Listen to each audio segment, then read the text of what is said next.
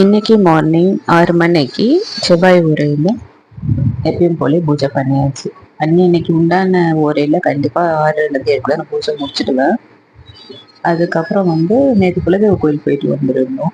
இதுதான் சாமி வைக்கிற நெய்வேதியம். நான் வெல்லம் தான் வைப்பேன். என்ன பிரசாதம் இருந்தாலும் கூட ஒரு வெல்லம் இருக்கும் எப்போவுமே. இன்னைக்கு நெய் ஆர்த்தி தான் காமிச்சோம் சாமிக்கு. கற்பூர ஆரத்தி காட்டலை. எலுமிச்சப்பழம் பூஜை ரூம்ல நேற்று வாங்கிட்டு வச்சிருக்கேன். 5 எலுமிச்சப்பழம் வாங்கிட்டு வந்தோம். வாசல்ல ஒன்றும் காலேஜ் போகிற பேக்ல ஒன்று பாப்பாவுக்கு போட்டு அனுப்பிச்சிட்டுவேன்.